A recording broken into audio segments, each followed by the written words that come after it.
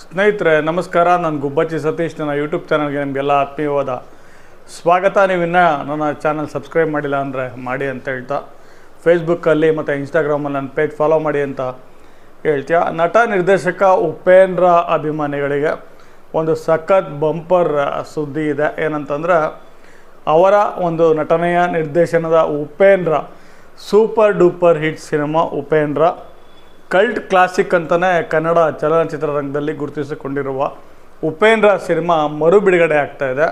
ಅದು ವಿಶೇಷವಾಗಿ ಮರು ಬಿಡುಗಡೆ ಆಗ್ತಾಯಿದೆ.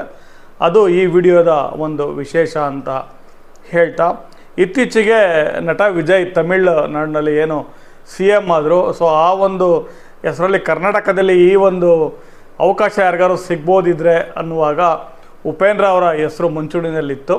ಸೊ ಇದು ಕಾರಣ ಏನೋ ಗೊತ್ತಿಲ್ಲ, ಬಟ್ ಈ ಸಿನಿಮಾ ಈಗ ಉಪೇಂದ್ರ 27 ವರ್ಷಗಳ ನಂತರ ಮರು ಬಿಡುಗಡೆಗೆ ಸಿದ್ಧತೆಯನ್ನು ಮಾಡ್ಕೊತಾ ಇದೆ.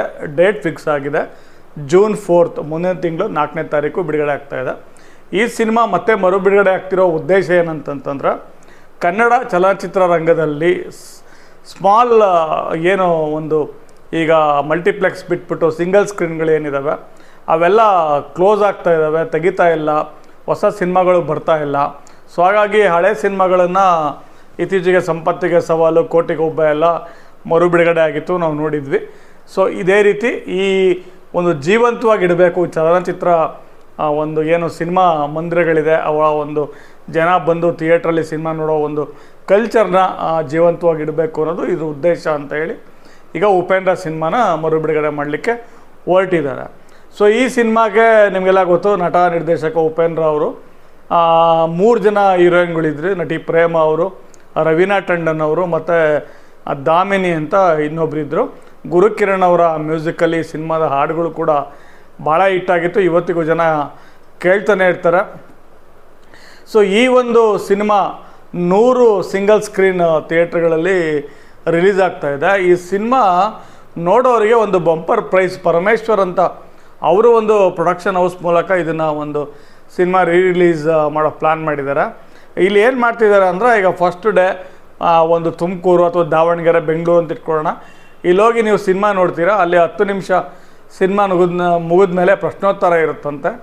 ಸೊ ಅವ್ರು ಕೇಳೋ ಪ್ರಶ್ನೆಗೆ ಯಾರು ಸರಿಯಾದ ಉತ್ತರ ಕೊಡ್ತಾರೋ ಅದೇನೋ ಪ್ರಾಶಸ್ತ್ಯವಾಗಿ ಅಂದರೆ ಬಹುಮುಖ್ಯವಾಗಿ ಯಾರು ಸರಿಯಾದ ಉತ್ತರ ಕೊಡ್ತಾರೆ ಆ ಒಬ್ಬರು ಪ್ರೇಕ್ಷಕರಿಗೆ ಸಿನಿಮಾ ಮಂದಿರದಲ್ಲಿ ಅವತ್ತು ಏನು ಟಿಕೆಟ್ ಸೇಲಾಗಿ ಕಲೆಕ್ಟ್ ಆಗಿರುತ್ತೋ ಆ ಅಮೌಂಟನ್ನು ಪೂರ್ತಿ ಬಹುಮಾನವಾಗಿ ಕೊಡುವ ಒಂದು ಅನೌನ್ಸ್ಮೆಂಟ್ ಕೇಳಿಬಂದಿದೆ.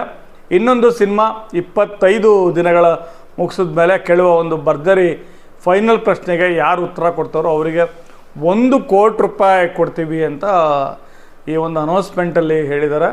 ಇದನ್ನು ಫಿಲ್ಮಿ ಬೀಟ್ ವರದಿ ಮಾಡಿದೆ. ಎಲ್ಲ ಕಡೆ ಈಗ ಇದ್ರ ಬಗ್ಗೆ ನ್ಯೂಸ್ ಸ್ಪ್ರೆಡ್ ಆಗ್ತಾ ಇದೆ. ಇದು ಒಂದು ಕಲ್ಚರ್, ಏನೋ ಸಿನಿಮಾ ಸಿಂಗಲ್ ಸ್ಕ್ರೀನ್ ಥಿಯೇಟ್ರ್ಗಳಿಗೆ ಜನ ಬರಬೇಕು, ಕಾಪಾಡಬೇಕು ಅನ್ನೋದು. ಬಟ್ ಬಹುಮಾನ ಕೊಡ್ತೀವಿ ಅನ್ನೋದು ಯಾವ ರೀತಿ ವರ್ಕೌಟ್ ಆಗುತ್ತೆ ಅನ್ನೋದು ಕಾದು ನೋಡಬೇಕು. ಒಟ್ಟಿನಲ್ಲಿ ಅಭಿಮಾನಿಗಳಿಗಂತೂ ಖುಷಿಯಾಗಿದೆ. ಉಪೇಂದ್ರ ಮರು ಬಿಡುಗಡೆ ಆಗ್ತಾಯಿದೆ, ಉಪೇಂದ್ರ ಸಿನಿಮಾ ಮರು ಬಿಡುಗಡೆ ಆಗ್ತಾಯಿದೆ. ಸೊ ಜೂನ್ 4ಕ್ಕೆ ಎಲ್ಲರೂ ಉಪೇಂದ್ರ ಅಭಿಮಾನಿಗಳು ನೋಡಿ ಖುಷಿಪಡಿ.